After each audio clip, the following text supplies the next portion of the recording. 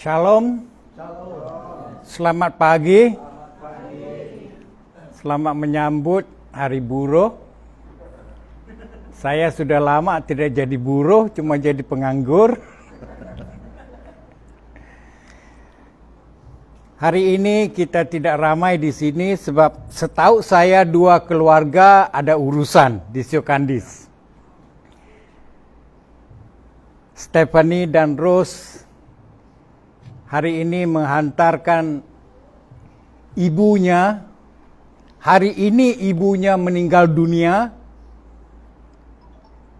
Bukan mati. Orang Kristen tidak mati.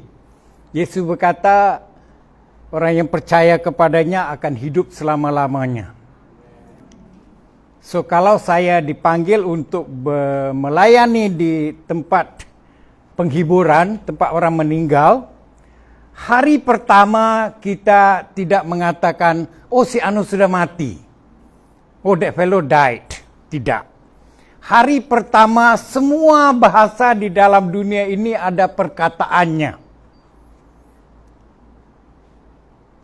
Bahasa Bidayuh kata potot asong. Hari pertama. Bahasa Malaysia mengatakan menghembuskan nafas terakhir.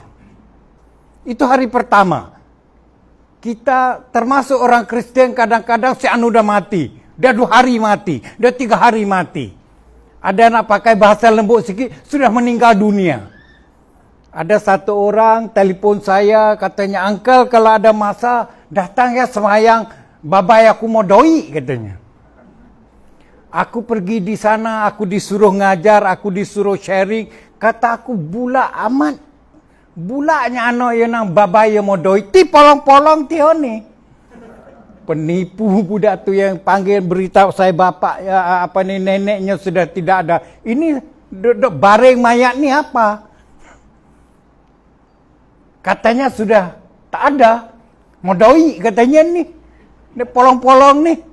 So hari yang pertama menghembuskan napas yang terakhir. Hari kedua kebiasaannya baru ada pengkuburan. Baru meninggal dunia. Hari yang ketiga orang meninggal dunia, dia bukan masuk perumahan. Kubur bukan perumahan untuk orang mati. So tidak perlu takut dengan kubur. Saya pernah takut kalau lalu dekat kubur malam-malam tu, oi buka keset kuat-kuat lagu penyembahan. Halau hantu kah? Kubur bukan perumahan orang mati. Kubur adalah tempat transitnya orang mati. Tidak ada roh jahat di situ. Tidak ada roh yang merayau-rayau di situ. Kecuali iblis 1-2 ambil kesempatan berada di situ. Terutama kalau ada pokok besar dekat situ, dia malah hari Jumaat mau dia dekat situ. Tapi jangan susah. Hantu zaman sekarang sudah pindah. Tidak lagi duduk di hutan. Orang dulu takut, mau di ketolun, ogi mundua katanya. Jangan pergi ke hutan, ada hantu. Oh, hantu setan sudah pindah, sudah modern zaman sekarang. Sudah pindah duduk di bandar. Tapi sifat sikapnya masih juga suka gelap-gelap macam tu. Makanya di night club orang gelapkan lampunya. Tak cantik pun nampak cantik dalam tu. Di night club, di bar dan tempat-tempat lainnya. So hari yang ketiga kita katanya mau penuh. Pasal Bidayuh berkata orang itu sudah mulai perjalanan. Sebab Yesus berkata aku pergi menyediakan tempat untukmu. So bila kita dihantar di station itu, transit place itu, kita harus melakukan suatu perjalanan. Kesian sekali kalau orang itu tidak ada Kristus. Tidak ada terang, aduh, tak ada sesko situ. Tak ada lampu, tak ada kenderaan di situ. There is no free ride there. Cuma orang Cina ya yang hantar dengan bapak-bapak, mak bapak dia pakai hantar kereta kertas. Dibakarnya. Dihantar kereta Mercedes, rumah banglo besar-besar sampai ada yang mimpi, mak tiap tok barang kata ni. Jangan lagi hantar barang di sini, hantar kereta. Tak ada stesen minyak dekat sini. Baru, betul juga ya, jangan lagi hantar kereta. Kereta dihantar, stesen minyak tak dihantarnya. Nah, hari seterusnya mereka melakukan perjalanan. Sesiapa yang tidak ada terang Kristus, dia berada di dalam kegelapan. Yesus berkata, siapa yang percaya kepadaku tidak akan berada di dalam kegelapan dan mereka tidak akan lapar, mereka tidak akan haus. Sebab rohnya itu kenyang dengan firman Tuhan. Roh-roh jiwa-jiwa yang tidak menerima Tuhan Yesus Kristus, aduh seksanya. Ada sampai agama mengajar tentang seksanya kubur. Entah ayat mana aku tak tahu, tapi dia ngajar gitu. Tetapi orang Kristen di dalam perjalanan itu, mereka berada di dalam terang. Dan apabila sampai di sesuatu tempat, ada jurang yang luas sangat-sangat.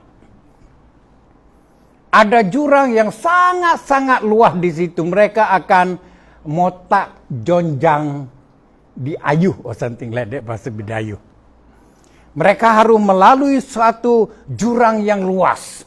Ada sesuatu agama yang mengajar, dia kata jurang itu, meniti jurang itu susahnya seperti satu helai rambut dibelah 7. Entah 40 kilometer ke apakah. Ahli serkas pun tak boleh lalu kat situ. Talinya, tempat menitinya itu satu rambut dibelah 7. Tapi Alkitab tidak mengajar begitu. Alkitab mengajar di situ ada jurang yang luas. Orang kaya yang tidak beriman jatuh di situ. Si Lazarus miskin, dia dapat lewat di situ. Makanya orang Kristen jangan selalu berdoa mengomel dengan Tuhan. Tuhan, hidup aku susah. Tuhan, salib aku berat. Jangan ngomel kalau salib kita berat. Kalau salib kita panjang. Kalau salib kita lebar, berat daripada orang lain, jangan ngomel. Pikul salib itu. Sebab apabila kita pikul salib itu, sampai di jurang itu, jadi jambatan. Kalau orang yang potong sikit-sikit, potong, berat Tuhan potong sampai di sana, tak sampai jurangnya. Susah kau di situ. Menyesal kau di situ. Nah, apabila sampai di jurang di situ, mereka harus jumpa satu pintu. Yesus berkata, akulah pintu. Siapa masuk melalui aku akan selamat. Kalau kita cuba-cuba panjat tingkap cari-cari pintu lain, saudara-saudaraku, tidak ada pintu lain. Yesus berkata, I am the door. So, kita harus sentiasa ingat. Ikut pintu itu. Dan di pintu itu bukan sembarangan akan dibuka. Pintu itu hanya dibuka oleh qualified person. Dalam dunia ini 1 minit sekarang, saya dah berapa minit di atas ini, dah berpuluh-puluh orang mati dalam dunia ini. Semuanya sampai di situ. Pintu itu hanya dibuka oleh orang yang sudah lahir baru. Ada tandanya di sini. Makanya satu gereja percaya ini selalu ditaruh ini abu dekat sini. Supaya jadi lampu sampai di sana, wah terus pintu buka. Pada tahun late 80s, tahun 80-an waktu saya menjadi kontraktor, zaman dulu boleh bawa Indon dalam kereta pergi ke sana ke sini. Yuk terima gaji, ikut aku pergi bank, ikut ke sana.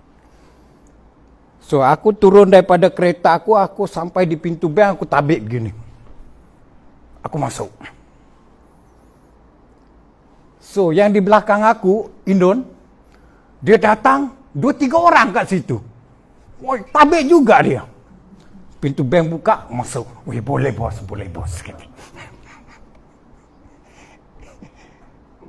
Kerana mereka tidak ada pengetahuan, tidak ada pengalaman, aku tipu dia. Aku malu-malu tabik dia, 3 berbaring. Dah. 1, 2, 3 orang kat situ.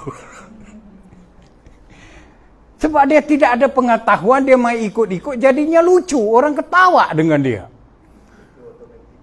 Dan bank di Padungan dulu, ramai orangnya, lama tunggu. Satu orang, bos sakit perut, bos. Aku mau ke WC dulu.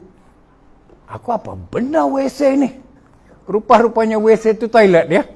So satu orang mando yang selalu ikut aku, orang kanan aku ikut, dia keluar. Kemudian ada kawan dia seorang, bos, saya nak pergi juga bos. Dia pun ikut dari belakang. Down bunyi. Langgar cermin. Seorang tu langgar cermin, jatuh terduduk dia. Aduh katanya. Kenapa? Sebab dia tidak biasa dengan bangunan bercermin gitu. Sampai terlanggar cermin dia, habis orang tengok. Aku buat tak kenal aja budak tu. Nah, kita sampai di suatu pintu, baru hari yang ke-7, baru hari rehat. Hari penantian namanya. So makanya kalau di tempat saya, waktu saya masih aktif itu, maka kalau orang-orang terutama keluarga-keluarga yang berada, kali tomiyap. Kontrak 7 malam. Mereka mau dengar ajaran-ajaran itu. So kebaktian begitu bukan untuk orang yang mati, tetapi untuk orang yang hidup. Makanya kita pergi di tempat orang mati, kita tidak perlu berdiri di depan kofin itu berdoa kat situ. Tidak perlu. Doa kita tak sampai lagi. Doa kita untuk orang yang sudah menghembuskan napas terakhir tidak ada gunanya lagi. There is no more value. Waktu dia hidup inilah kita SMS dia, kita telefon dia, kita ajak dia pergi, kita pergi ambil dia di rumah dia kalau Tuhan bagi kita kereta. Kalau Tuhan tak bagi kita kereta, Tuhan bagi motosikal, Tuhan mau kamu 2 orang aja datang ke gereja. Kalau Tuhan beri kereta sedan dengan kamu, Tuhan mau kamu datang 5 orang. Kalau Tuhan bagi Innova ke aku kena bawa 8 orang termasuk aku. Baru cukup kotanya. Kalau Tuhan bagi aku bas, 52 orang. So segala sesuatu kalau Tuhan memberi kepada kita, kalau kita boleh memberi kembali kepada Tuhan untuk kemuliaannya, itu baru cukup sempurna syaratnya. Nah saudara-saudaraku, tajuk saya pada pagi hari ini adalah ciptaan baru. Ciptaan baru lain dengan lahir baru ya. Born again lain. New creation lain daripada born again. Dia lain, jauh sekali. Lama masanya, waktunya. So, kerana selama ini saya tidak ada kesempatan untuk bersaksi, saya nak bersaksi dan saya nak berkhotbah hari ini. Saudara-saudaraku, tahun 1975, waktu itu waktu hidup saya itu di gemilang, on the top. Kalau roda itu dia berpusing, saya berada di atas. Pada umur saya, entah form 3, form 4, form 5 tu, waduh, I am at my best. Kalau cikgu waktu tu gaji aku tak tahulah, rasanya sikit kalau tahun 70-an tu ya. Cikgu-cikgu ni berbaring pagi-pagi tu, pakai basikal. Pergi sekolah. Sebuah sekolah yang ada 3,000 lebih murid tu, big secondary school ya, sekolah aku tu. Entah ada 2 atau 3 aja cikgu yang pakai motosikal. Cikgu besar aja pakai kereta kurak. Waktu itu. Volkswagen. Cikgu besar seorang aja ada kereta. Yang lain pakai motosikal kecil. Saya salah satu daripada muridnya yang pakai scrambler. Scrambler aku waktu tu glamour 90cc . Yang itu dah top dah tu. Warna kuning. Sebelum pergi ke parking tu aku pusing dulu pada bola tu. Hampir tiap hari aku pusing dulu ke sana. Semua, yak mari dah. Semua sekolah 3,000 lebih murid tu dah tahu Yap sudah datang sekolah tu. Kalau dah si gila tu pusing padang bola tu. Tapi aku seorang aja ada motosikal itu. Aku anak orang miskin. Sangat-sangat miskin. Ada punya 6 adik-beradik. Aku anak nombor 4. Bapak aku cuma jual aiskrim. Ting. Pusing kampung jual aiskrim. Mak aku orang kampung. Tapi daripada keturunan orang yang hartawan. Mak aku banyak harta. Tapi tak ada duit juga ya. Bapak aku ni orang bandar. Tapi hidupnya miskin ya. My grandfather tak susah orangnya. Tapi senang pun tidak. Kerja dia cuma melatih monyet aja. Monyet panjat kelapa, anak monyet orang datang. Bawa hantar ke dia. 3 bulan baru datang ambil Dia ngajar sampai pandai petik kelapa. Itu kerja nenek aku. My grandfather. Muda katanya. Pandai si beruk ni, ambil yang muda. Tua. Dia ambil yang tua, buah yang dah tua, yang dah matang. Pulah. Pulahnya. Dengan kakinya, dengan tangannya. Turun si monyet. Itu kerja dia. Nah, saya berasal daripada orang miskin, sangat-sangat miskin, hidup susah sangat-sangat. Dan 9 orang Melayu, 1 orang Cina. Majoriti Melayu. Melayu, ya kalau mereka sini sudah banyak, kalau di sana mereka ini big bully. Kalau ada askar apa di sini tahu ya, kalau orang Melayu Kelantan tu kalau dia ada jumpa dengan puak dia, habis. Satu kampung dia punya lah kalau dia jumpa. Dia ada sikap sukunya itu. Di mana dia pergi memang dia itu nak jadi kontrol, nak jadi ketua aja. So, hidup di dalam keadaan begitu, aku harus sentiasa berwaspada dan harus sentiasa prepared. So, kita di dalam tiap-tiap buah sekolah saya ingat ada big bullies. Sampai ke sekarang masih ada. Biasanya form 5 ataupun form 6 punya orang jadi taiko di sekolah. Tapi aku form 3 aku dah jadi taiko lah. Tapi bukan rasmi. Aku kena tunggu sampai form 5 baru rasmi. Form 3 tu belum rasmi. Mesti ada taiko Melayunya. Tapi taiko itu kalau jumpa aku dengan nama aku dia lari dia sembunyi. Yak mari.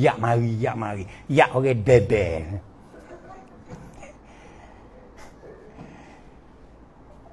Sebab aku pada waktu itu sebelum aku kenal Kristus, tangan kiri aku ini lebih cepat daripada otak aku. Jalan tu. Kalau aku marah belum lagi aku berfikir dia punya konsekuensi tu dah sampai. Tangan aku. So fast. Dalam English class, orang dok baca poems dan sebagainya, orang belajar nyanyi Baba Black Sheep Have You Any Wool tu, aku baca buku komik tu. So sekali cikgu yang tinggi 6 footer 6 kaki 3 inci kali dia tu, nama dia Mr. Chandran Singh. Kepalanya bungkus. Kalau aku pukul tak sakit tu kepala dia tu, bungkus tebal dia tu orang Singh. Datang tengok aku duk tengah baca, aku duk tengah syok baca, dia ngajar, dia datang, dia ambil buku aku. Aku rebut buku dengan dia tarik aku. Lempar aku keluar ke depan dekat blackboard. Aku lempar aku macam tu biasa aja. Aku disepak, ditendang orang waktu belajar boxing tu ya. Orang tendang kita dengan kuat-kuat, kita sengaja ringankan badan dengan tumbuk orang tu, kita melayang. Macam getah aku jadi. Terkejut dia. Aku terus ajak dia kamsa. Wah, aku gini dengan dia. Kamsa tu ada ketawa kamsa. Dia dalam kelas dicabar oleh muridnya, kecil aku. Sampai sekarang tak tinggi-tinggi pun aku dah. Tinggi tu rendah lagi sikit lagi aku. Dia 6 kaki 3. Oh, kamsa. Dia buka dia punya jam. Sekali dia tampar aku. Aku orang boxing bah. Aku stamina aku bagus waktu tu. 5 orang tu aku belum buka glove pun. 5 orang sudah lelah. Aku belum buka glove pun. Stamina aku cukup bagus waktu aku itu. Sampai sekarang aku tak makan obat, puji Tuhan. Mungkin kerana stamina tu bagus ya. So, dia datang, dia pukul aku. Berpusing dia. Sebab aku mengelak. Aku tahu mengelak-ngelak ni kerja. Dia berpusing belakang. Aku yang badan kecil ni, aku taruh kaki di punggung dia, aku tolak, aku tendang sikit. Tercium blackboard dia. Tangan aku, tubuh aku bergerak lebih cepat daripada akal aku. Aku tak tahu konsekuensinya. Dipanggil, direport dengan cikgu besar. Hari itu tak jadi apa-apa, entah hari itu hari Khamis atau apa ya.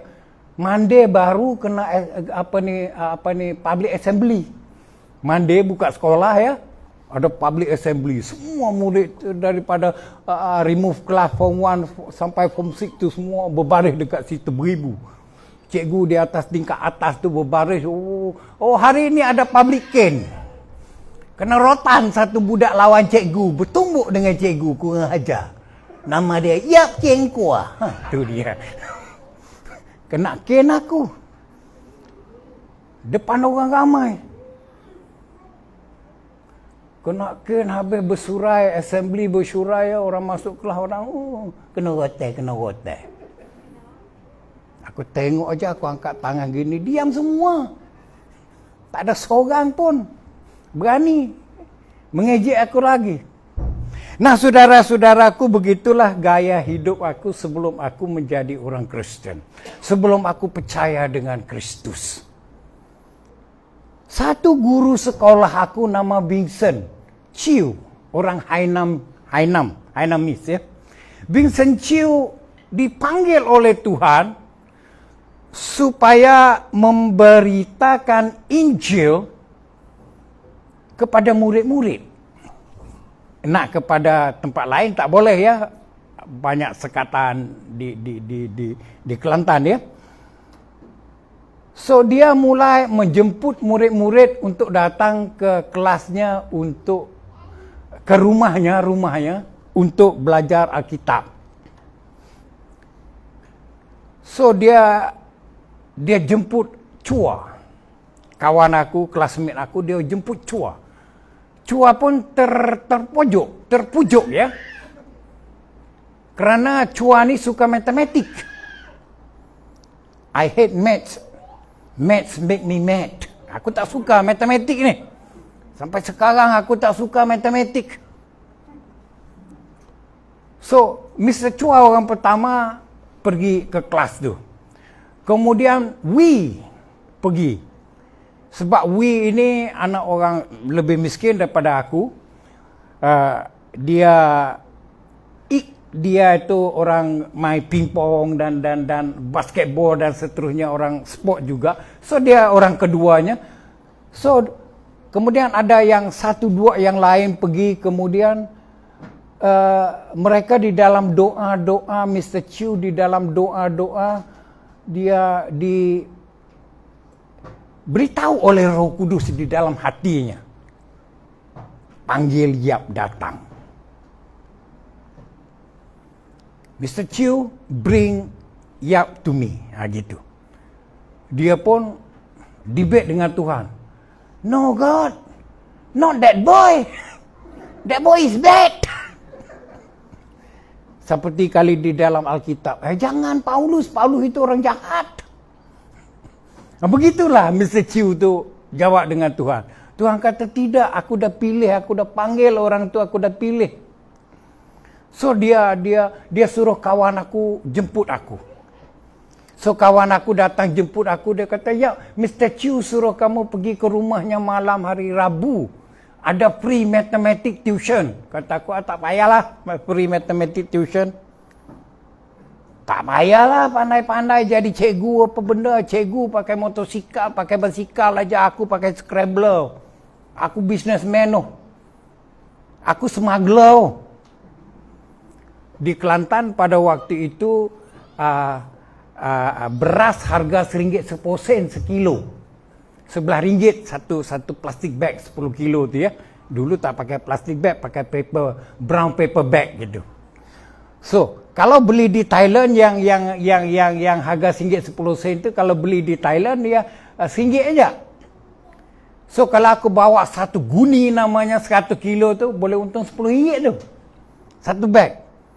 Tapi satu hari aku bawa dengan kereta api, sembunyi di bawah kereta api dan sebagainya, di bawah dekat spring dia tu ya. Oi, dapat sampai 5 bag, 6 bag, 7 bag satu hari smuggling. Pendapatan aku 70, 80 atau RM100 satu hari. Tapi ada juga anti penyelundup tu ya, polis tangkap, penyelundup tangkap dan sebagainya. Aku pandai, aku businessman, tak pernah barang aku kena tangkap, tak pernah rugi aku. Satu bag itu dibagi 4, 25 kilo. Satu plastik brown bag tu supaya kuli boleh angkat ya. Kalau 1 kilo nak bawa berlari macam mana ya. Dibagi 4. So banyak, bukan aku seorang businessman, ada orang lain lagi. So kerana ada sekali kereta api datang tu kena cepat-cepat ambil. Semuanya ada kuli dia masing-masing ya. Kalau kena tangkap, siapa kena tangkap, habislah. So kita buat tanda. Ada orang yang my senior businessman penyelundup tu dia buat tanda. Dia punya double A brand dia. Aku pun dah senang. Aku punya kena tangkap. Nanti aku bawa marker atau aku tulis. Triple A aku punya. Tambah 1 A aja lu punya jadi aku punya. Kemudian lama-lama daripada warna biru ditukar warna merah. Aku ada 2 marker pen. Aku punya tangkap, aku tulis. Ada satu lagi, dia punya nama itu pakai nombor Romawi 11. 2 ya, 11 palang di atas. 2 berah dia. Aku punya 3. Aku punya kena tangkap, kena rampak, aku tambah 1, dia punya, dia aku punya. Nak lawan, tengok. Itu logo aku, itu brand aku. So aku tak pernah rugi. Kadang-kadang untung pun. Tak kena tangkap, kita ambil orang punya, kita curi. I very businessman yang paling itu. So, saudara-saudaraku, Mr. Chew tak suka dengan aku, tetapi Tuhan berbicara. Sering sekali Tuhan berbicara kepada kita untuk membawa someone, to bring someone to church. We selalu argue. So, dia suruh kawan aku, ajak aku pergi ke gereja. Pertama kali kawan aku datang, Mr. Chew suruh kamu pergi ke rumahnya belajar tuition. Aku kata tak payah tuition, balik. Jangan cakap dengan aku tuition, jangan cakap pasal agama dengan aku. Pertama kali aku halau dia. Next week datang lagi.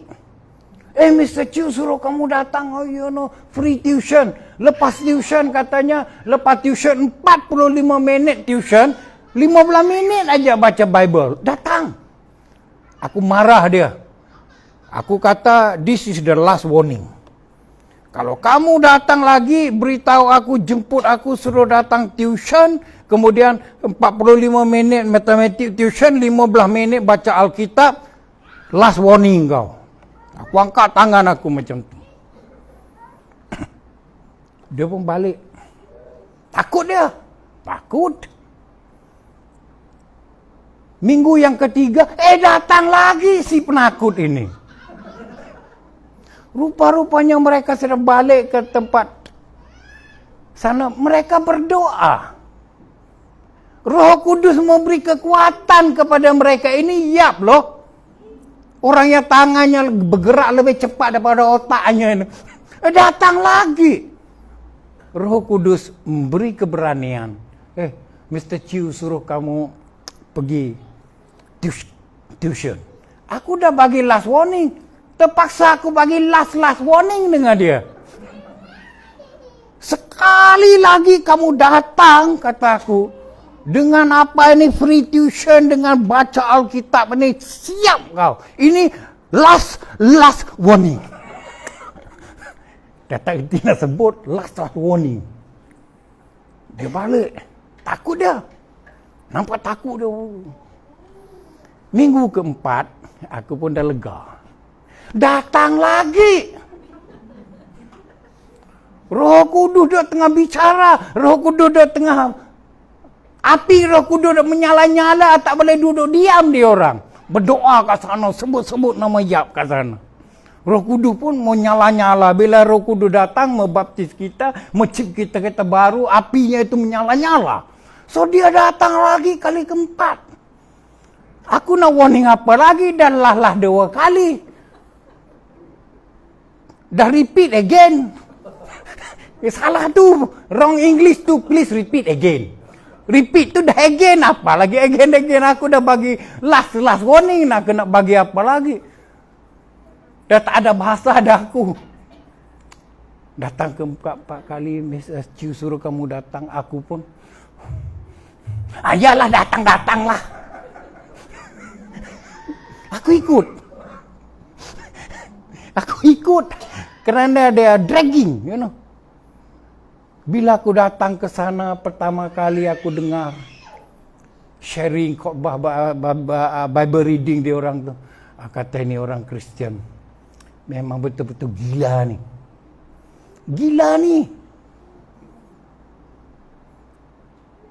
Kenapa ada orang Kristian? Bagi kami orang pada waktu, kalau orang Kristian tu orang Eropah, orang putih. Ini orang putih ni bawa agama gila ni masuk ke Malaysia ni. Mr. Chiu ni baik orangnya. Kawan-kawan aku pun dah baik dia ikut dia, tapi gila ni. Tak masuk akal. Kalau gitu kerja 1 hari makan 5 bulan atau 10 bulan dah tak payah kerja lah. 2 roti 5 ikan makan 5,000 orang. Tak gila. Dibacanya teks. Roti sikit, ikan kecil-kecil, ikan jelai pula tu kecil-kecil 5 ekor. 5,000 orang makan tak habis. Ikan tak habis-habis. Balance-nya ada 7 bakul. Tak kan ni? Orang Kristian. Lepas tu di 45 minit tuition, 15 minit baca Bible dengan explanation-nya, aku pun dah balik. Gila, cikgu gila. Kawan-kawan aku pun dah ikut gila dah ni. Minggu kedua suruh aku pergi lagi. Aku pun malah aku nak pergi tempat orang gila nanti aku ikut gila nanti. Tapi apabila mendengar firman Tuhan, kita rasa tertarik kerana mereka itu berdoa. The power of prayer. Kalau saudara-saudari sedang berdoa untuk apa sekalipun, untuk suami kah, untuk anak kah, suami kaki mabuk kah, anak ini kaki gam kah, kaki dadah kah, jangan susah, doa aja. Mereka berdoa untuk orang yang tangan bergerak lebih cepat daripada otak siap tu. Ya. Mereka berdoa, aku datang lagi minggu yang kedua. Tak dipaksa-paksanya. Aku datang lagi, biarpun aku dah, ini dah tak betul. Datang kedua kali, aduh. Memang benarlah orang Kristian ni. Gila tak bertempat. Adakah patut? Belum pernah aku dengar, belum pernah aku belajar kat mana-mana. Ada orang berjalan atas air.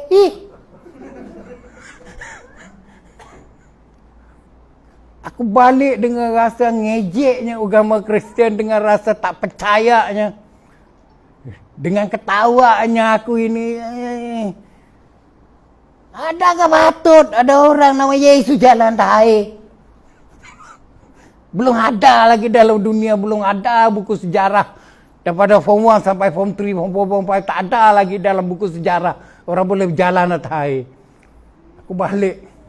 Hati aku tertutup untuk agama Kristian. Tapi mereka tak tutup mulut, mereka berdoa terus. Minggu ketiga aku datang lagi. Tak dipaksa-paksa, aku datang lagi minggu yang ketiga. Sebab mereka itu sudah lahir baru, mereka itu jadi tune, mereka itu dengar suara Tuhan. Biarpun no respon, biarpun sejak ni biadab, aku datang lagi minggu yang ketiga. Minggu yang ketiga aku dah naik sumpah dah.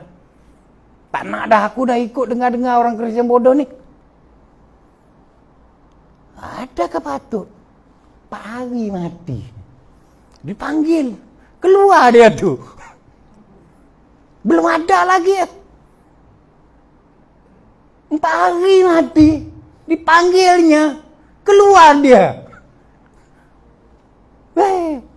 Tak masuk akal. Tak percaya aku. Ini orang Kristen. 3 minggu berturut-turut aku dengar pembacaan Alkitab. Aku tak percaya. 4 hari mati dah busuk dah tu. Dah dipanggil. Panggil terus keluar dia tu. Hidup balik. Minta nasi.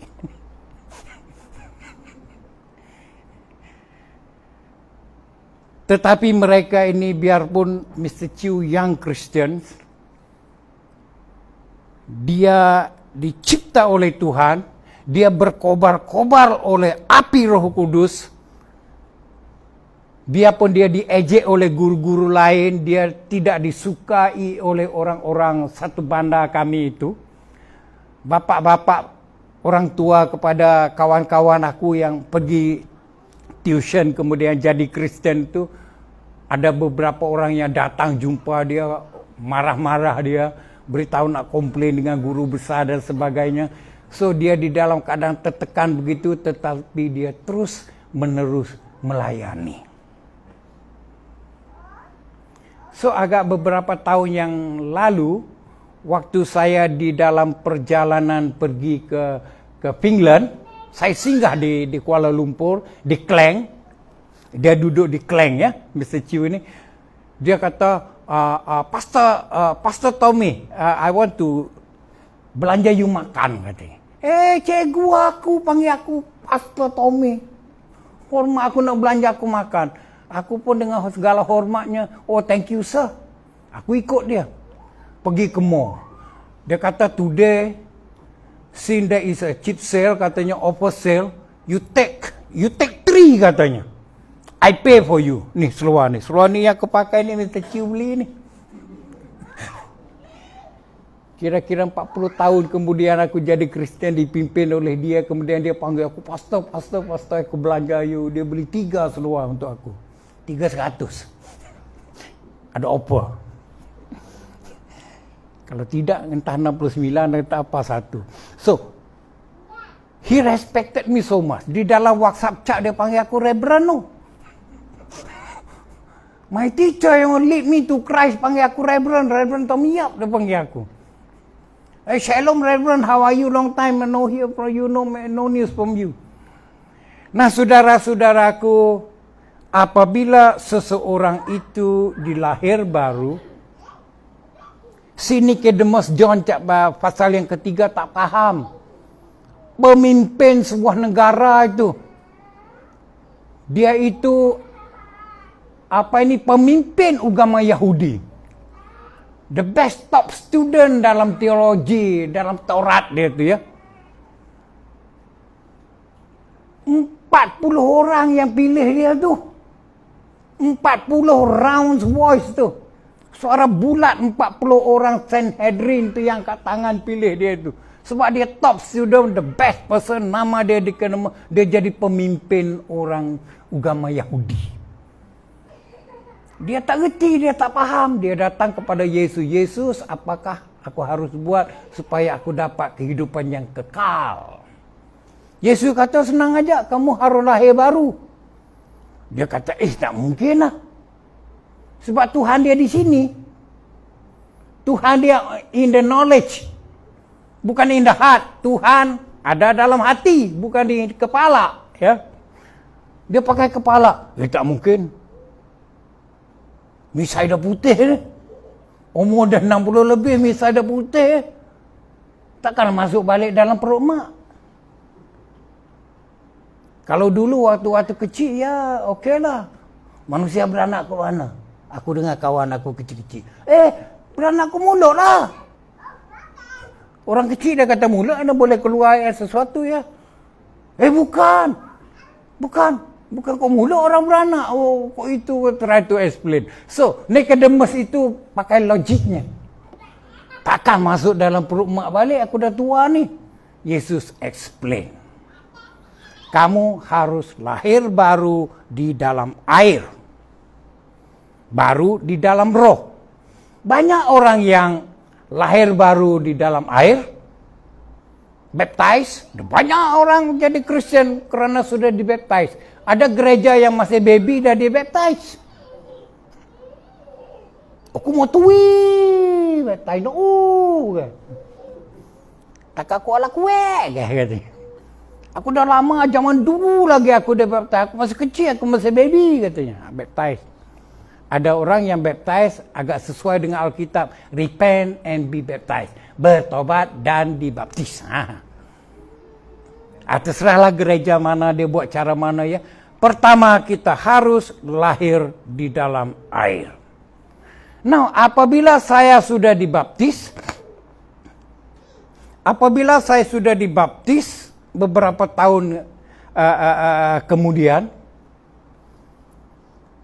saya pernah dimarah oleh bapak saya. Ini sebelum saya baptis ya. Dia marah saya entah soal apa, saya sudah lupa ya. Tapi saya ini memang kaki gaduh punya.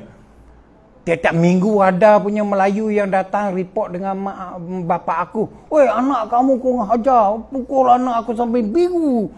Mata sampai hidung sampai pendek, berdarah sampai 3 hari. Sebab aku bergaduh, aku tak gaduh main tumbuk-tumbuk dekat sini. Orang bergaduh main tumbuk-tumbuk dekat sini. Aku tidak. Bila aku tumbuk, bila aku turun tangan, siap kau. Kalau kau depan, aku terus bagi hidung punya. Jangan kau pusing belakang dengan aku. Kalau kau pusing belakang dengan aku, siap kau. 2 pukul, 2 stroke habis kau. Pertama di belakang ini, tangan laki perempuan pun kalau dia tampar laki-laki di sini, boleh pengsan orang tu. Betul? Tempat sensitif. So jangan pusing belakang dengan bekas preman ni, bekas Samseng ni. Tempat nombor 2, bersujud kau sembah aku. Berdirilah kuat mana pun kalau kita tendang di lutut ni, tempat berlipat ni, pasti dia jatuh punya. So, selalu ada orang datang komplain dengan bapak aku. Sekali duduk tengah makan, bapak aku marah dengan aku. So, aku orang yang agak pertama gitu makannya, bapak aku datang pun marah aku. Adik-beradik lain, 5 beradik yang lain belum makan, mak aku belum makan, datuk aku, nenek aku belum makan. Aku angkat satu meja tu, aku terbalikkan semua. Pinggan mangkuk apa atas tu, mangkuk-mangkuk lauk semua patah, terburai semua. Sebab aku manusia yang tangan jalan sebelum otak ya. So bila aku sudah jadi Kristen, aku sudah baptis, aku pernah dimarah oleh bapak aku. Aku tunduk dan senyap 1000 bahasa. Sepatutnya aku memang ngamuk lah. Waktu dia marah aku kedua, kenapa? Sebab aku sudah dibaptis dengan air pembaptisan. Hidup baru di dalam melalui air. So apabila seseorang itu dibaptis dengan benarnya, orang itu akan berubah. Boleh dibaptis di air terjun, boleh dibaptis di dalam kolam, di swimming pool, ataupun di sungai, ataupun di laut. Di mana-mana saja, asalkan upacara baptism di dalam nama Tuhan Yesus Kristus. So aku jadi begitu sabar apabila sudah dibaptis. Tetapi belum lagi dicipta baru ya. Lahir baru, belum lagi dicipta baru. Nanti apa-apa aja new model dia akan jadi old model. Dulu kalau ada kereta kurak-kurak tu memang dah hebat dah tu. Sekarang cobalah you pakai kereta kurak-kurak yang zaman dulu punya, dia ketawa orang. Kecuali you buat baik-baik, baru orang, antik, bagus. Nah, semua barang daripada take times to mature, ya, mengambil waktu untuk menjadi lebih bagus gitu. Nah, banyak ujian-ujian di dalam kehidupan saya untuk melihat bahwa saya sudah berubah, saya sudah diubah. Bukan saya yang pandai berubah ya, saya diubah karena baptism itu. Melalui mendengar ajaran-ajaran di dalam Alkitab, saya mulai belajar. Yang tadi 3 first message memang aku tak percaya langsung. Roti sedikit makan 5,000, makan tak habis. Orang boleh berjalan di atas air, orang mati, hidup baru. Dan sekarang ketiga-tiga itu, nothing new. Boleh dipercayai. Sebab kenapa? Sebab roh itu memberi kehidupan. Firman Tuhan ini ada orang yang boleh baca, orang yang sudah hafal daripada depan sampai ke belakang. Tetapi kerana di dalamnya tidak ada roh, dia tidak hidup. Dia jadi buku cerita. Banyak orang yang tahu pasal Alkitab ini tetapi kehidupannya tidak berubah. Dia tahu tentang apa ini menyimpan harta kita di surga, tetapi mereka tidak melakukannya. Mereka tahu teori-teorinya. Kita memberi kepada orang miskin. Sebelum sampai ke tangan orang miskin, Tuhan yang menyambut dulu. Dan Tuhan yang pinjam tak mungkin dia takkan bayar.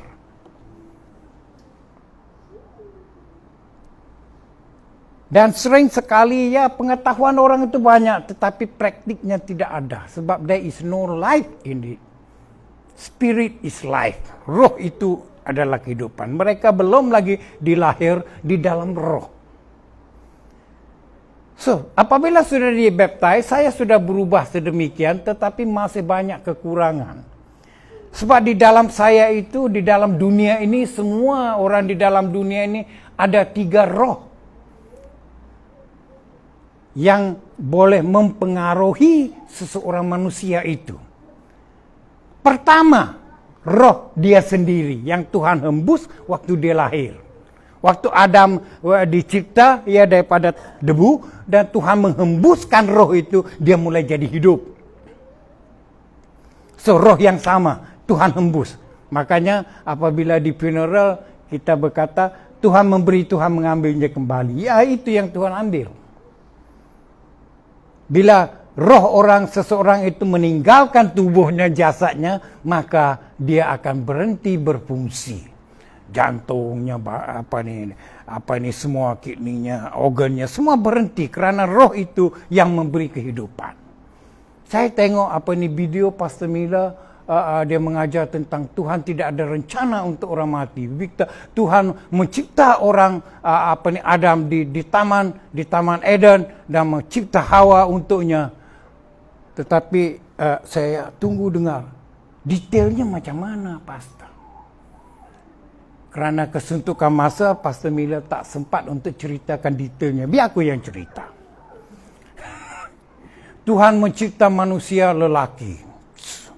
Kuat, gagah. Kemudian, lelaki perlukan pasangan. Siapa-siapa yang masih bujang dekat sini, bila nak cari girlfriend, jangan susah-susah buka Facebook lah, itulah, kontak sana sini, tidur macam Adam, bangun-bangun ada bini, gitu. So, Tuhan mencipta perempuan untuk dia. Perempuan yang Tuhan cipta itu polos. Sama dengan laki-laki, cuma rambutnya panjang. Dia cute sikit, dia ada daya tarikan sikit, kulit perempuan dengan kulit lelaki gitu. Itu aja ubah rupanya. Rambutnya panjang sikit, lemah lembut sikit, bukan lemah lembut, lembut sikit daripada laki-laki, itu aja. Sama rupanya. Cuma rambut panjang, hidung dia itu sikit, muka dia lincir sikit, itu aja. Sama.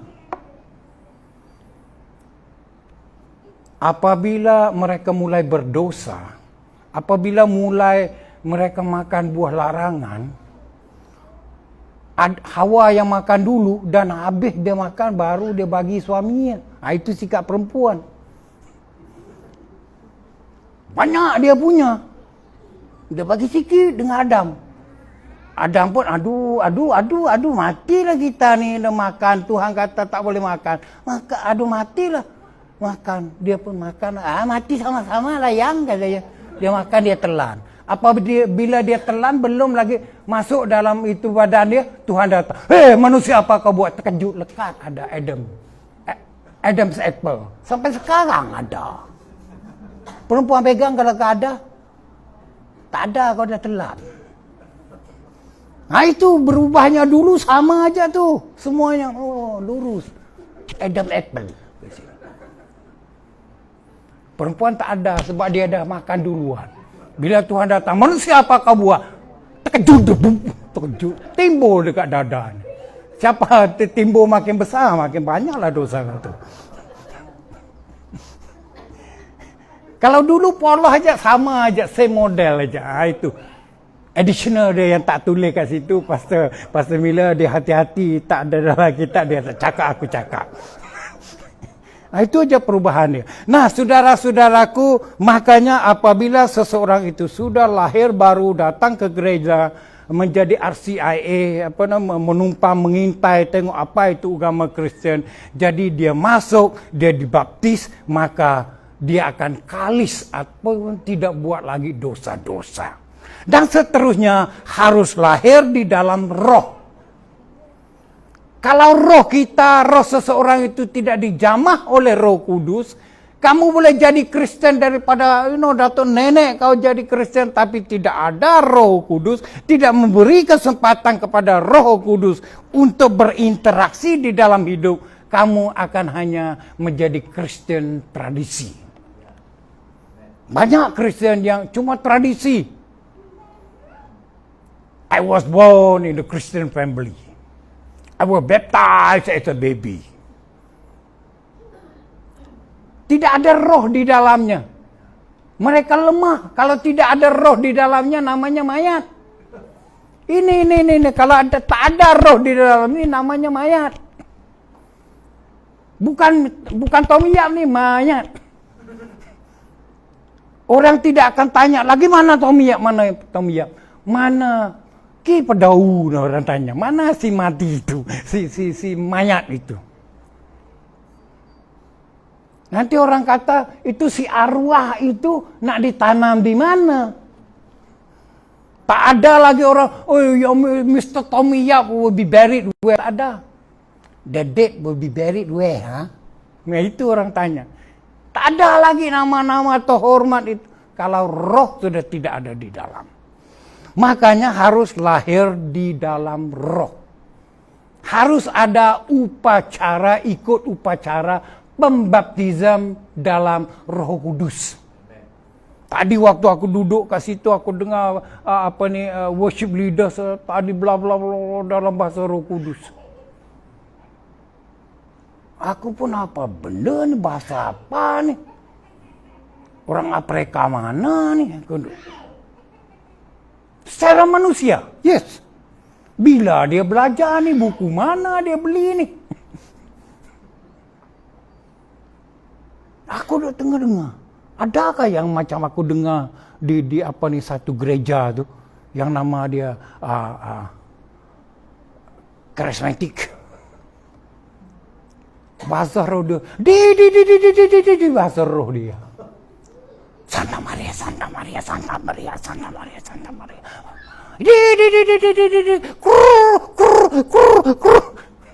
Itu ikut. Itu ikut. Bahasa roh macam tu ikut. Kalau bahasa roh ya nenek boleh paham juga aku, ini orang baru belajar ni, macam baby ni.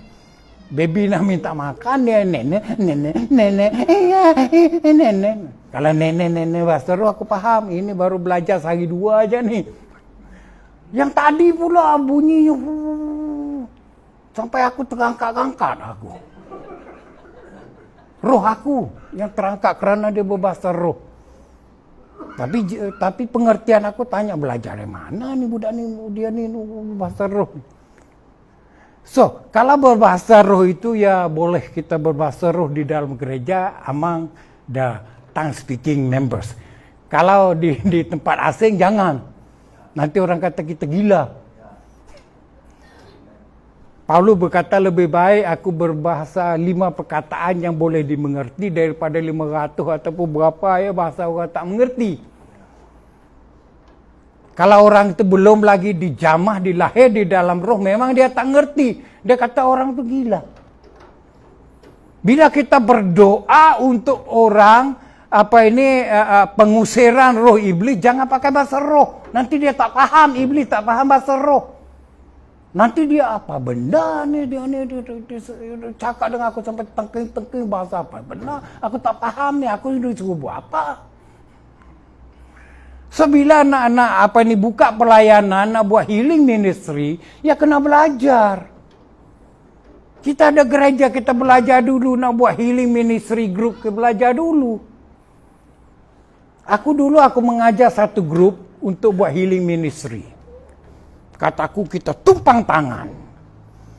So satu orang itu orang kampung, dia suka sangat kalau kita berdoa orang buat evangelistik prayer meeting di kampung-kampung orang tu, satu kampung orang datang ya, gereja karismatik tu satu kampung orang datang. So bila kita buat healing tu, datang banyak orang berpuluh-puluh yang datang berbaring untuk didoa. Dia suka sangat-sangat berdoa untuk perempuan yang seorang ni. Dan dia pilih pula baris perempuan yang muda-muda. Kimonamu. Di mana tempat sakit kamu? Buka. Tumpang tangan. Kalau perempuan kata di dada, dadalah dia masuk dalam baju. Dadalah dia tumpang tangan. Kalau orang kata di lubat. Ada Melayu di sini. Orang kata lubat, dayunglah dia le oba. So ada yang satu lagi saya bawa pergi berdoa, satu orang ibu daripada Serian bawa anaknya dia balik ke kampung diminta doa. Dia kata anak aku ni degil sangat, jahat sangat, degil memang tak boleh diajar. Tolong kamu orang doakan untuk saya. Dia duduk dekat situ, anaknya duduk di ribanya. So kami orang mulai sembahyang. So satu orang murid saya, murid baru ya, kalau yang dah lama tu dah tahu. Murid yang baru ni kata, mau sedia. Dia sedia nak diperi obat ni. Dia pun mau katanya. Dia pun pejam mata dia. Dia berdoa. Dia taruh tangan di atas kepala budak ni. Sebab budak ni nakal. Pejam mata, taruh tangan dia di kepala. Budak ni pun apa orang pegang kepala aku. Dia ngelak. So, si ini pula budak ni nakal ni, tolak-tolak tangan aku ya, dia pun cari. Dah jumpa pala dia. Bulat dah ni. Terkena nenek mak dia. Mak dia pun, mungkin ini cara karismatik. Kerana anak aku nyusu aku dulu, dia jadi itu dia jadi degil. Dia halih. Mak dia pun dah doa, kenapa tak berbulu macam kepala budak tu tadi? Kenapa lembek-lembek ni pula dah? Kenapa lembek-lembek ni pula? Buka mata. So nak buat healing ministry, belajar. Menumpang tangan, yes. Ada kuasa mengalir melalui penumpang tangan. Tapi tangan jangan on the ground. Jangan taruh di atas kepala orang, itu kurang hajar. Kalau kepala raja, siap kau, itu tempat mahkota dia tu.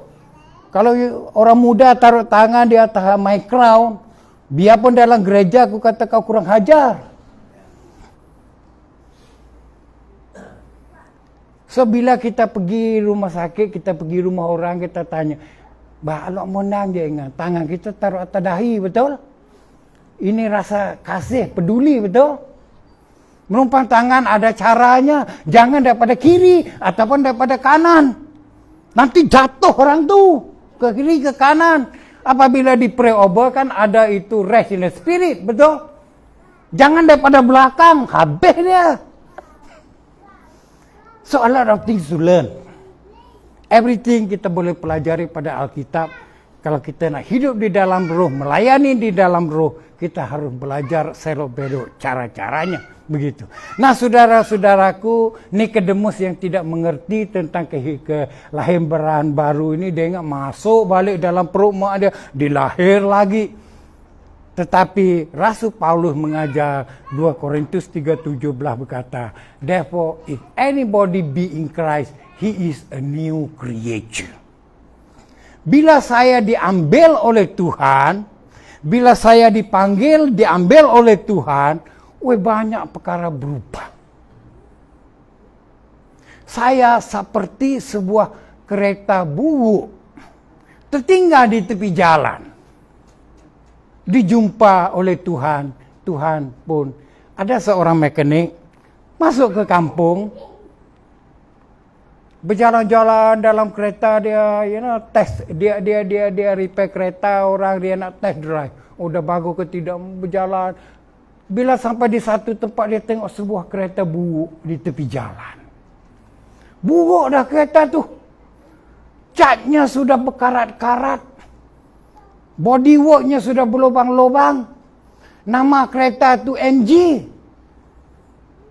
Kalau bukan orang tua, Pastor Miller, Brother Matthew, kereta MG dia tak pernah tengok. Kereta MG tu, Prime Minister pakai zaman dulu. The best brand waktu British dulu. MG itu very expensive car. Kalau zaman sekarang ini BMW. Entah siri yang keberapa lah dia punya itu. Kalau tahun 70-an, 80-an, 90-an, kalau kereta Peugeot tu, kaya ni. Ini toke ni, Cina ni. Kereta Peugeot kereta MG. Dia jumpa satu kereta tersadai dekat situ. Dah naik rumput semua. Dia pun break. Sebab dia seorang mekanik. Dia break. Alangkah bagus kalau kereta ni aku bawa balik. Dia pun tanya-tanya orang di sekeliling. Kereta siapa ni? Kereta siapa ni? Orang tu kata tu rumah dia orang tu. Kereta dia tu lah. Dia pun tanya. Pakcik boleh bagi jual kereta ni dengan aku? Pakcik tu kata. Tak payah. Tak payah jual. Ambil aja.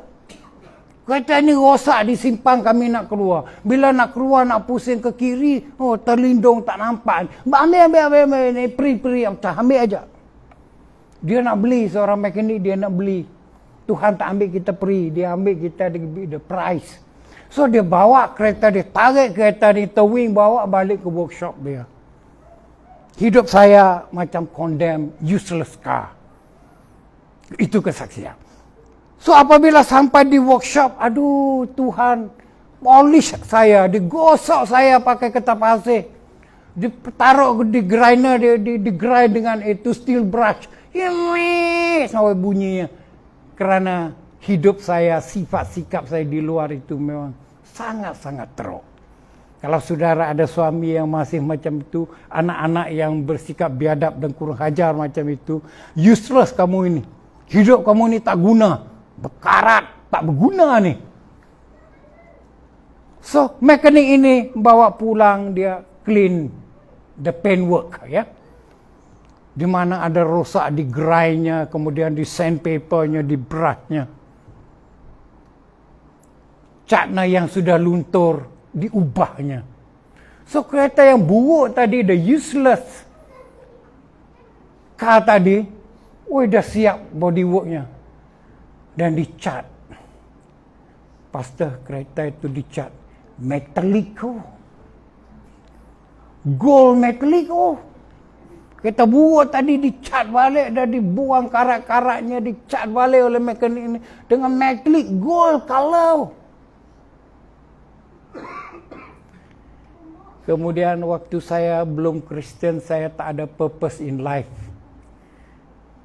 Kereta, kalau nak beli kereta, pergi test drive kereta, apa you test drive? Orang, mau, sudah test drive kereta. Apa you test drive? You test drive, you tekan minyak, you jalan, you lepas steering, itu baru namanya test drive. Kalau kereta itu jalan lurus saja, okey, belum pernah aksiden tu. Kalau yang lari ke kiri, lari ke kanan, itu jangan beli. Kereta aksiden tu. Jalan tak boleh lurus tu. Kemudian you jalan itu kereta ya, you jangan pegang steering, you brake dia. Kalau dia tak skip lagi sebelah, kereta tu belum aksiden tu. Dia masih alignment, dia masih betul tu, dia punya chassis bodywork dia masih okey tu. Itu namanya test drive. Aku second hand car dealer, saya jual beli kereta second hand, saya tahu. So itu nama one of the test drive. So apabila hidup saya yang tidak boleh fokus, tidak boleh concentrate itu, makanya apabila dimasuk ke workshop, apabila kita masuk di dalam bengkel Tuhan Roh Kudus, kita akan diubahnya. Kita akan diubahnya, makanya gearbox kita itu diubahnya. Tidak lagi macam gearbox yang steering lama. Sekarang orang tak beli lagi kereta yang jenis lama. Semua orang bila nak beli kereta, ini power steering kah? Kalau power steering pula, ini one finger, two finger, or one finger enough. Ada orang yang pusing steeringnya dengan satu jari je. Keretanya so good, power steeringnya so good. Ada yang kena pegang, ada pemegangnya. Kalau dulu, kalau dulu ya, kereta zaman dulu macam steering lori. Nah saudaraku, apabila kita berada di dalam Kristus, apabila Roh Kudus ambil alih, dia akan ubah kita. Dan tadi kelihatan di luarnya paintworknya sudah dibuat bagus-bagus. Dan dia punya chassis, dia punya bodywork sudah buat bagus-bagus. Sekarang empat dibuka tayarnya. Diubah highway grip punya tayar. Sport rim. Daripada rim buruk tadi tu, kebanyakan kereta orang kalau pakai spare tayar tu rim dia rim buruk dia. Siapa pernah car flat tayar kemudian kena pakai spare tayar, rim tu rim buruk. Ditukar, diubahnya sport rim. Dibuka bonetnya di depan, ditengok enjinnya tu sudah tidak bagus. Diubahnya, ditaruh turbo. Bila tekan minyak 320 RPM, turbo dia tu buka. Zoom, jadi laju. Turbo itu guna apabila induction. Engine 4-stroke ni dia pistonnya turun, dia tarik angin, masuk di dalam piston dengan minyak daripada carburetor, daripada fuel pump. Nama dia stroke pertama itu induction, tarik. Nombor 2 dia naik, nama dia kompres. Dia kompres angin yang masuk, angin yang ada minyak tadi masuk, ditarik masuk, kemudian dia ditekan, dia jadi kompres, ditekan ya. Baru stroke yang ketiga ignite. Kalau yang pakai spark plug tu dia menyala. Minyak dengan fuel dengan air itu dia ignite, dia menyala. Baru zoom, baru exhaust namanya. Itu 4-stroke. Saya tahu sebab saya bekas engine driver. Saya jaga enjin kapal besar tu boleh masuk manusia dalam enjin kok piston dia tu. Saya kerja di situ dulu. Saya sebelum saya datang ke Sarawak, saya kerja engine driver, saya ada sertifikat. Tapi yang silapnya, yang salahnya saya datang ke Sarawak, settle down tahun 85. Coba aku minta kerja dengan Sesko waktu itu. Engineer aku pastor. I'm the one of the earliest person yang ada sertifikat tu, tapi aku kenapa aku jadi kuli keng aja.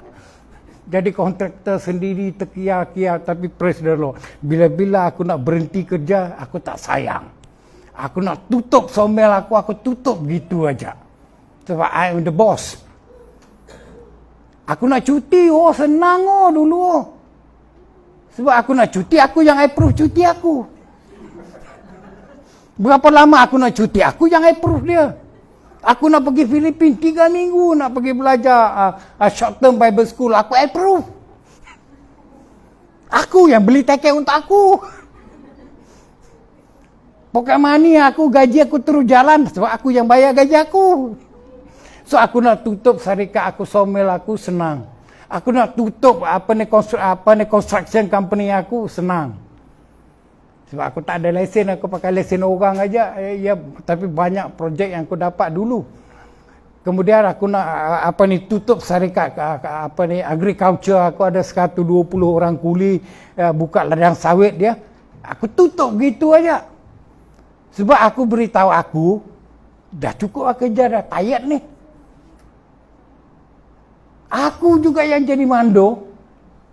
Kuli nak pakai apa, pakaian kuli, makanan kuli, tiap-tiap camp keperluan apa, semua segala aku. Kemudian aku juga accountant, bayar gaji apa semua aku. Manager pun aku. Bos pun aku. Bos bini aku sebab nama dia syarikat. TJ Plantation. T. Tommy. J. Jinggip nama bini aku ya. Kalau kat luar orang tanya, TJ tu apa benda? T tu Tommy ni. J tu nama bini dia. Tapi kalau di gereja TJ tu apa? Tuhan Yesus lah. Tak tahu lah. Tuhan Yesus lah. Tuhan Jesus gitu. Nah, saudara-saudaraku, apabila Roh Kudus ambil alih daripada kita punya kehidupan, kita punya cara hidup kita punya rupa, kita punya paras ya, diubah oleh Tuhan, diubah oleh Roh Kudus. Kalau dulu kita tidak boleh fokus, maka Roh Kudus akan membuat kita fokus. Live for God. Saudara-saudaraku, banyak zaman sekarang ini di mana-mana orang-orang yang datang ke gereja, orang-orang yang jadi Kristen, seperti Ibrani pasal 12 ayat 1. Cukuplah aku jadi orang Kristen, cukuplah kalau sudah boleh masuk syurga. Cukuplah. Ibrani pasal yang ke-12 menceritakan tentang beban-beban hidup. Kalau kita masih bawa beban-beban dosa-dosa, gaya hidup dunia, maka kita akan jadi lambat di dalam perlumbaan. Orang zaman sekarang, Kristen zaman sekarang, tak payah lumba-lumba lah jadi Kristen, asal jadi masuk syurga dah cukup. Masuk syurga bukan soal masuk bertanding dapat trofi participant. Ikut sport ini ya ada sijilnya, ada suratnya, tidak.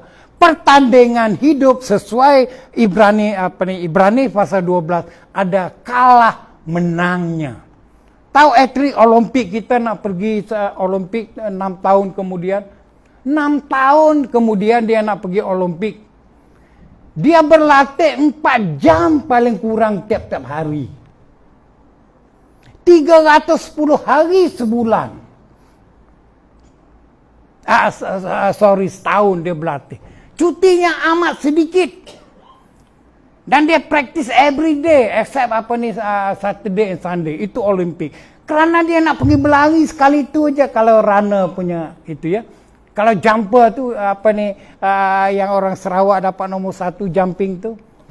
Pandolinang apa tu, orang bau tu. Dia berlatih tiap-tiap hari tu tahu. Makanya jadi orang Kristen bukan asal-asalan. Jadi orang jadi Kristen. Dah lah, cukuplah asal boleh masuk syurga. Tidak. Hidup ini adalah lomba, kata Ibrani.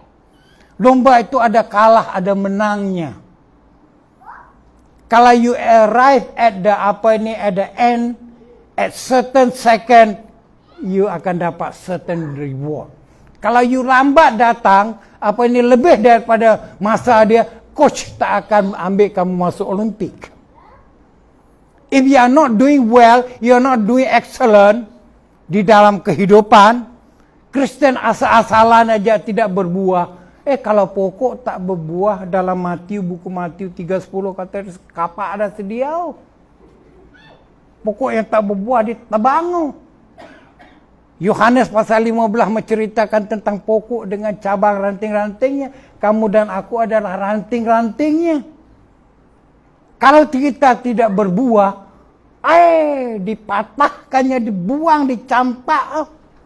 Tunggu dia layu, tunggu dia kering, dikumpul, dibakar. So, orang Kristen yang tidak ada fungsi, yang tidak pernah bersaksi, tidak pernah bawa siapa-siapa ke gereja kepada Kristus, orang itu adalah seperti ranting yang sedang melayu. Ranting yang tidak berbuah. Saudara-saudaraku, kita harus sentiasa berusaha, harus sentiasa bawa seseorang kepada Kristus. Apabila kita bawa, kita jaga dia, kita communicate dengan dia, kita care for them. 45 tahun yang dahulu, tahun 1977, saya berkenalan dengan Johnson Anggad. Saya berkenalan dengan kakaknya. Sebab kakaknya itu paling match dengan saya umur ya, untuk kita communicate and talk religion. Nama Betty Anggad. Duduk di Kanada sekarang. Rindu hati aku nanti nak pergi jumpa kalau dia balik. Because she was my friend. Abang dia was my friend. Rose dan Stephanie was my friend. Biarpun dia kecil ya. We know each other 45 years ago. So kalau kita boleh mempedulikan seseorang begitu, mengingatinya, melayaninya, ada pertalian baik sampai sedemikian rupa, you know. Two of his brothers who passed away saya kenal. Satu yang di Semarahan, satu yang di Perak.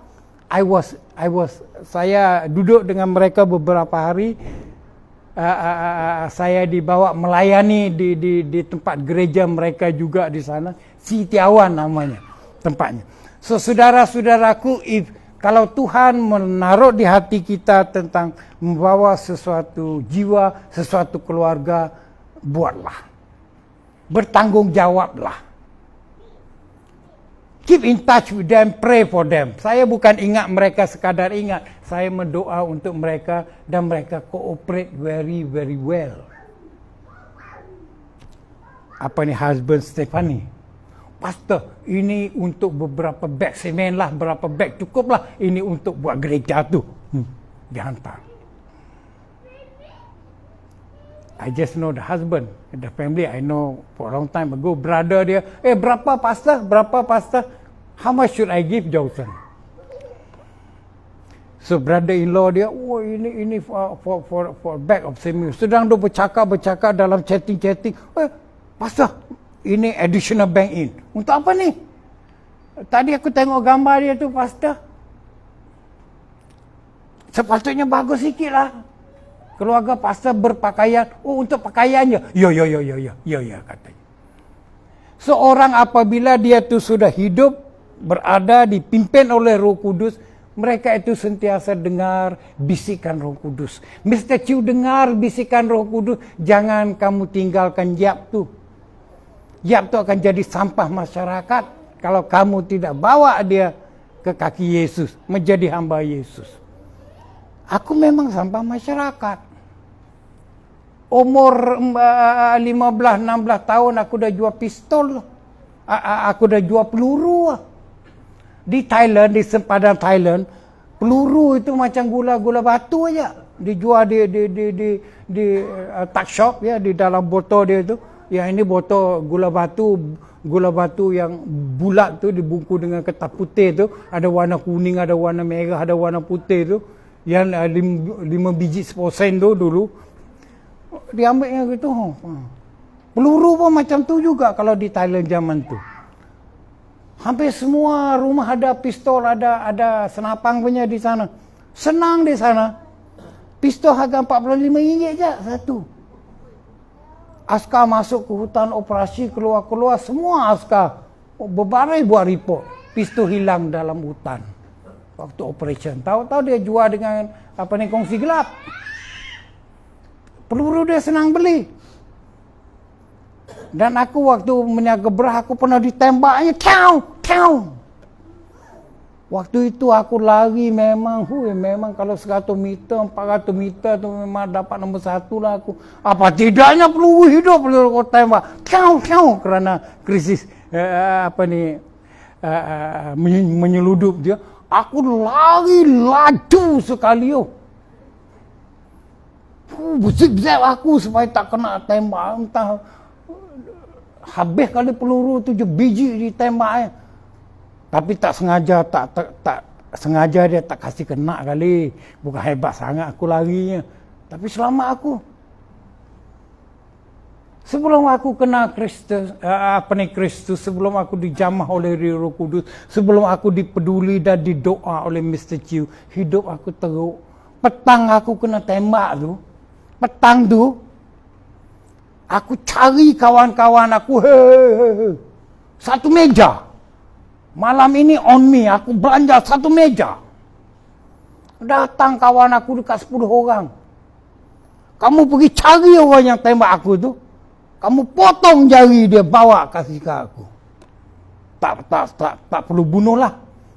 Nanti bunuh nanti adik-beradik dia sudah marah dia cari aku bunuh, balas dendam dengan aku. Potong jari ni, kurang hajar yang tembak aku tu.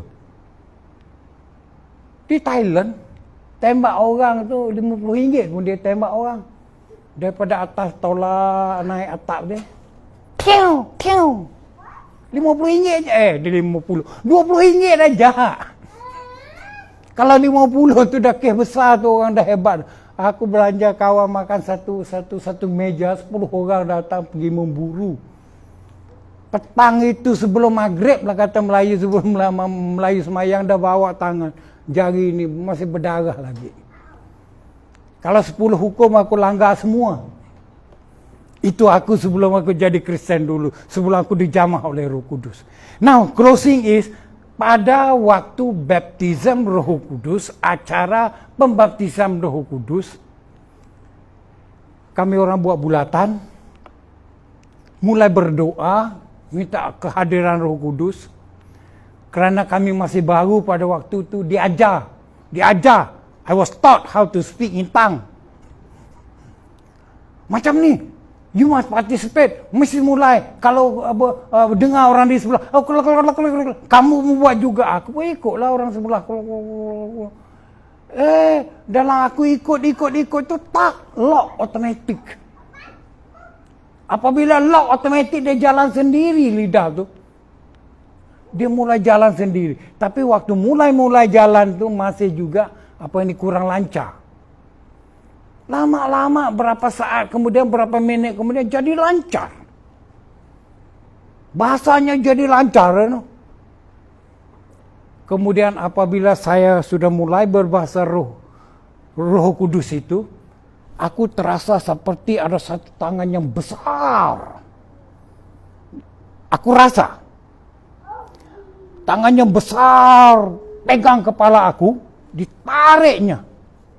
Force up. Ditariknya. Dan aku terasa seperti satu emas, satu topeng tercabut daripada mukaku. Dan aku rasa mukaku tu rasa cantik aja, macam muka kala, licin aja rasanya. Rasa bagus aja.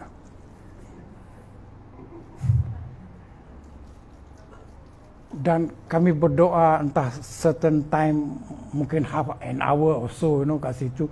Sebab Mr. Chiu ini sewa bilik aja. Satu bilik, one of the rooms.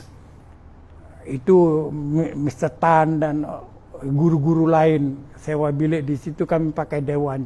So, setengah jam aja kami berdoa, kami balik. So, daripada rumah Mr. Chiu pergi nak balik ke rumah aku, lebih kurang 45 minit pakai basikal.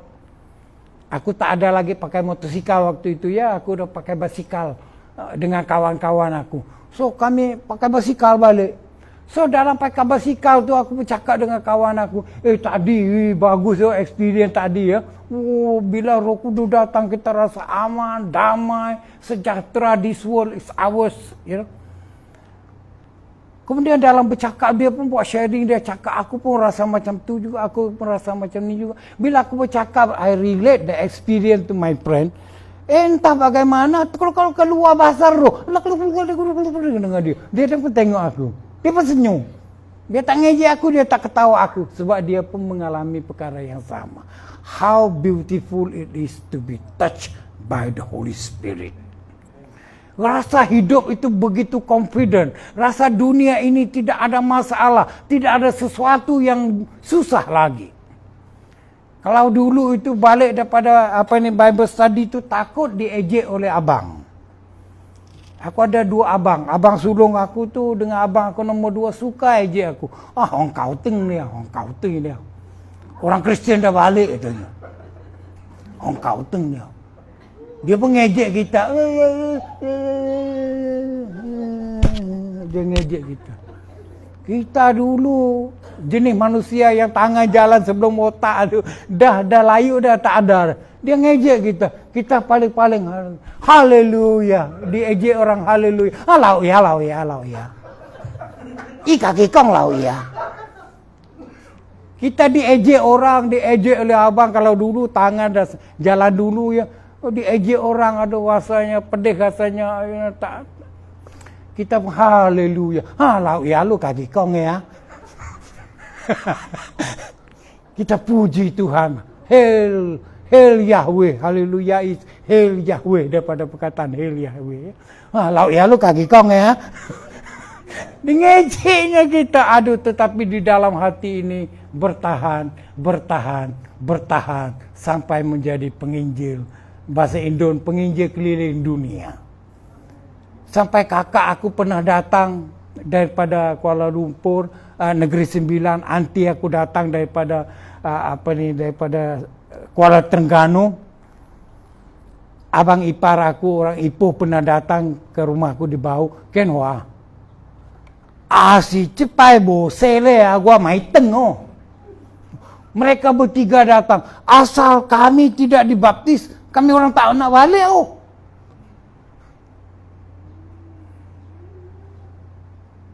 Mereka berkata, gua si bang aitoi lu ya. So aku dipukul mati pun aku nak ikut Yesus kamu.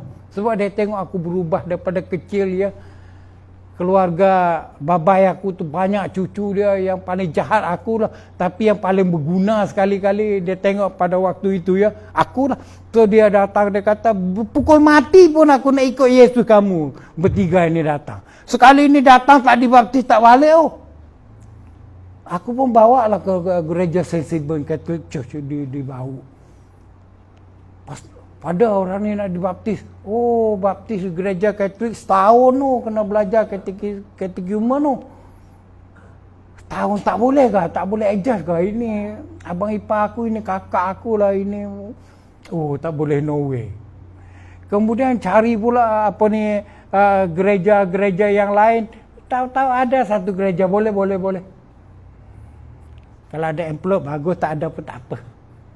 Yuk, baptize. So my sister will baptize, ada sertifikat dia. Kalau dulu mereka mengejek aku sampai habis-habis. Mereka nak tengok aku lose my temper, tapi my temper tidak lagi. Aku tidak lagi mencemarkan tubuh aku. Sebab aku diajar jangan mendukakan Roh Kudus. Ada satu orang sudah dibaptize, sudah menjadi Kristen yang dipakai oleh Tuhan. Kehidupannya hidup bagus. Satu kali daripada dia pulang daripada melayani di gereja, dia pulang hari hujan renyai-renyai, sampai di satu tempat dia tengok ke tepi jalan, dia tengok ke bangunan. Aduh. Sinilah. Katilah nak selalu aku nuak godingan aku ni. Dia tengok satu bar lama yang tempat dia lalu. Sinilah selalu aku banyak masa aku duduk minum dengan kawan-kawan aku. Dia pun berhenti, dia nak masuk. Dia nak masuk balik ke dalam bar tu, nak jumpa kawan-kawan lama. Ada suara di dalam, jangan masuk. Jangan masuk di dalam itu. Suara Roh Kudus kata jangan buat dosa itu, jangan buat ambil keputusan itu. Tuhan Roh Kudus beritahu kepada kita. Kita pun tak apalah, sikit aja. Masuk sekejap aja. I just say hi to my friend, aku keluarlah. Roh Kudus kata jangan masuk, menahannya. Dia pun berkeras. Taklah aku masuk, hai dengan kawan aku keluarlah. Dia masuk ke dalam sana, dia tolak pintu, dia masuk. Apabila dia masuk, kawannya, hai, long time no see, tarau katanya. Oh, dia pun dengar lagu-lagu nada yang semangat dia zaman dulu. Terangkat dia berdiri bulu roma dia. Punya tarau dia tuh. So, apabila dia masuk ke situ, dia duduk, kawan dia bagi dia, terima kasih, aku tak minum lagi, aku dah jadi Kristen. Elah kamu ni. Sikit lah. Tak minum lagi, dah Kristen, dah bertobat. Ini air mabuk, air haram ni tak minum lagi. Sikit lah. Tidaklah, sikit boleh lah. Sikit boleh lah. Kemudian orang tuang lagi penuh-penuh suruh dia minum. Tak boleh, tak nak. Aku dah baptis, aku dah bertobat, aku dah jadi Kristen. Datang pula perempuan, entah cantik, entah tidak. Tapi nampak cantik lah dalam gelap ya, dalam bar. Kamu ni pondan lah. Dah berapa lama tak datang minum dekat sini, dah tak kerti minum ke? Siapa kata aku pondan? Ambil satu gelas, go. Oh, dah mulai nampak bintang dia. Entah tak tahu berapa bintang lah, dah tu yang sayang dia. Bila dia keluar daripada situ, dia keluar daripada pintu yang Roh Kudus kata tadi, jangan masuk. Dia keluar daripada situ, Roh Kudus dah tak ada. The Holy Spirit have left. Damainya tidak ada lagi di dalam hidupnya sebab roh damai, Roh Kudus itu sudah tidak ada. Sejahtera, rahmat, bahagianya tidak ada lagi sebab Roh Kudus have left. Tubuh kita ini adalah baik Roh Kudus. Kalau kita mengalah berbuat dosa sekali, Roh Kudus tak masuk lagi. Sebab dia kudus, dia tak masuk di tempat yang kotor, tempat yang tidak suci. Orang yang sudah dilahir baru di dalam air dan di dalam roh, tidak berbuat dosa lagi. Buku surat-surat di dalam Alkitab kata tidak berbuat dosa lagi. So, si anu yang keluar itu, Roh Kudus tidak menunggunya di situ. Bertahun-tahun lamanya dia cari Roh Kudus kembali. He wasted many years. So, saudara-saudaraku, kita bersyukur, kita berterima kasih kepada Tuhan.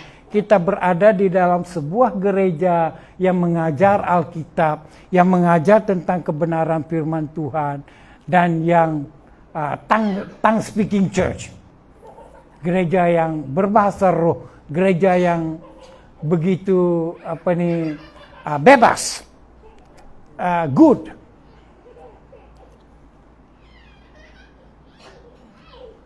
Sebab banyak melalui pengalaman-pengalaman saya di luar sana, banyak buah negara, daripada negara orang hitam sampai negara orang putih, sampai negara coklat macam kita ini di Asia ini. Sudah banyak tempat gereja beratus-ratus saya masuk. Berbagai-bagai jenis bentuk gereja. Ada yang larang itu, ada yang larang ini. Ada yang buat perkara janda. All very old ways. Mesti ada gambar, mesti ada patung, baru ada Tuhannya. Kalau tidak, kena imagine God. Ada. Tapi tak apalah, itu Tuhan panggil mereka di sana. Kita hormat mereka. Kalau datuk nenek kita, sumuk babai kita dulu tak ada gambar, tak ada patung. Mereka tak reti ABC nak kenal Tuhan macam mana. So kalau sudah anak cucu mereka, kita punya nephew and niece masih pakai cara itu, biarkan. Itu cara Tuhan memanggil. Tetapi jangan lupa bring soul to Christ. Ada orang mengatakan, pastor, susah, aku dah coba bermacam-macam. Aku dah buat. Tak ada orang ikut. Aku tak pandai menginjil. Aku tak pandai bersaksi. Kamu ingat perempuan Samaria di Yohanes pasal 4 tu pandai. Yang jumpa Yesus di telaga tu, kamu ingat dia pandai. Petang itu, sekampung punya orang dia bawa. Makanya khotbahnya itu, tag itu sangat-sangat popular. SW berjumpa dengan SW di SW. Dia dulunya SW. Dia belajar tentang SW. Dan dia menjadi SW dan dia menjadi SW yang berjaya. Tagnya itu. Kamu sebab dia tak pandai tapi tagnya itu famous. SW, Samaritan Woman. Met, Savior of the World, SW. At Sikawel, Telaga Sikal, SW. She was a sinful woman, SW. She learned about spiritual water, SW. And spiritual worshipping, SW. She was a sinful woman sebab dia ada 5 suami dan yang dia duduk sekarang bukan suaminya. She was a sinful woman, SW.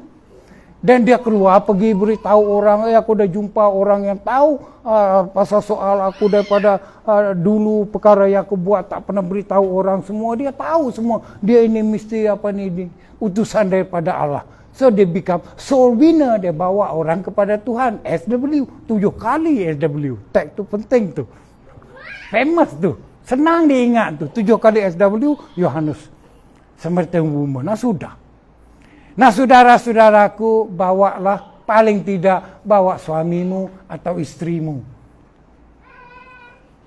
Anak-anakmu bawa dia, terutama waktu dia masih kecil itu, yang dia tak boleh kata doli aku, ngai-ngai tu. Ditarik je pakai telinga pun dia ikut. Itu. Kalau dah besar, jangan kau tarik-tarik. Nanti dia tangan dia jalan lebih cepat daripada otak dia, siap kau. So disiplin anak-anak ini, bawa anak-anak, cucu-cucu biar daripada kecil. Plan with your children. Cucu-cucu hantarlah ke rumah. Hari-hari petang hari Sabtu nanti hari Minggu dia aku bawa dia ke gereja. You're doing something good. You're trying to save souls. So berkhotbah melayani, bersaksi tidak perlu pandai. Perempuan Samaria sekali aja jumpa Yesus itu pun minta air, minta minum, terus menjadi soul winner. Bila kita menyerah, bila kita bersungguh-sungguh di dalam Tuhan, maka kita akan diberkati. Kita berpanjang lebar hari ini tentang hidup baru dan ciptaan baru. Biar apa yang kita dengar, kita pulang, kita selidik dan kita diberkati oleh Tuhan. Terima kasih, puji Tuhan.